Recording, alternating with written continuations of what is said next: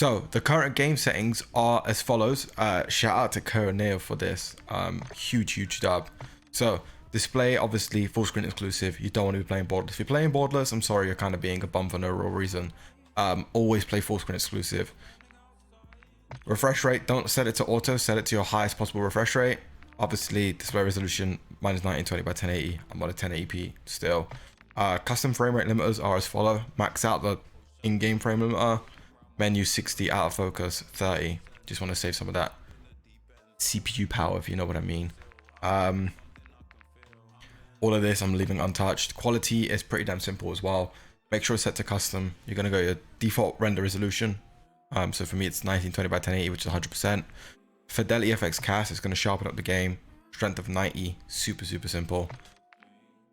Anti-aliasing, SMA2TX. Anti-aliasing isn't that important, if I'm honest. If anything, having a crispier edge is more important than having a smooth edge, just because you could see a hitbox a little bit better. Anti-aliasing quality low, video memory scale all the way to 90. This is an important part. Text resolution has got to be very low. We don't care about how bricky it looks, but it will help in the long term in terms of just frames and FPS and everything. As well as just loading in textures are going to be pretty damn good.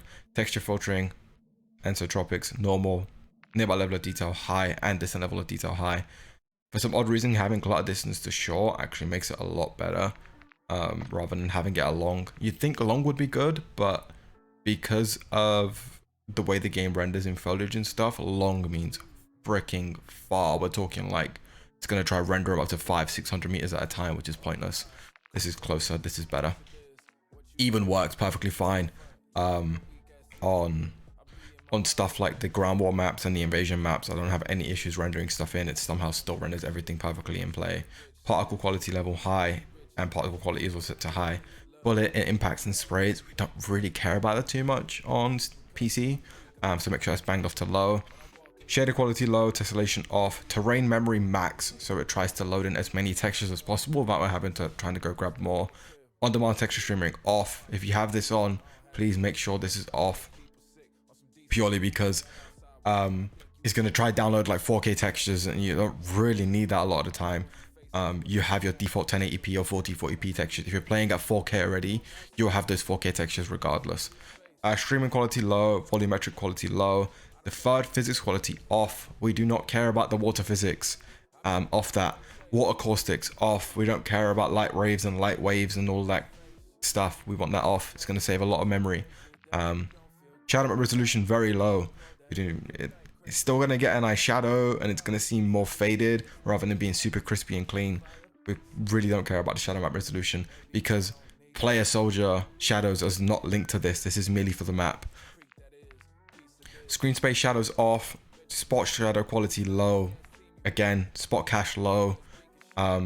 If you bang this to normal or even ultra, the difference isn't that big. However, it does eat up on frames.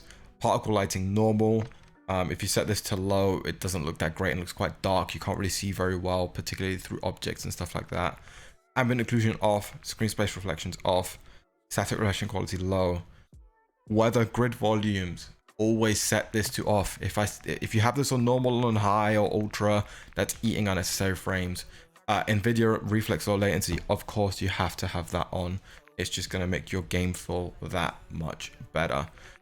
Depth of field off, world motion blur off, weapon motion blur off, and foreground to 0. If you like having motion blur, I guess that's more of a thing if you've played old school COD before. Like, we weren't really able to disable this stuff, but personally I prefer it with no motion blur whatsoever. Kind of simulating a more real life experience. And film grain, it's just going to add this like nasty artifacts to the screen. Get rid of that. So you're going to save yourself a lot of FPS. Last but not least, this is for everyone, by the way, even if you're on console. Vertical heads up, set that to 0, and your horizontal set that to 80. It's going to look nice and clear, easier to spot the mini map. And what's super important is parallax effects off. This will save you that weird like sick feeling sometimes looking at the menus when you're scrolling through them. Center dot, make sure that's on, and your center dot scale set to larger. It's going to look a hell of a lot easier to track people. Trust me on that. I've played both mouse and keyboard and controller. and it's super nice. One last thing is the color filter. Again, this is personal preference for me. Filter 1, color target, world color intensity. Make sure you set that to 100 with your interface set to 80. It's going to save you a lot. I'm using Drutanopia, and for myself, I am currently using blue, so everything all friendly is set to blue. I probably should change the party to something like turquoise to be a little bit better.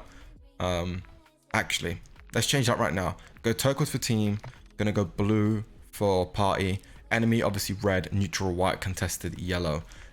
This makes your game look very nice. It's a lot more saturated in terms of both color and enemy tags, and it is a hell of a lot nicer.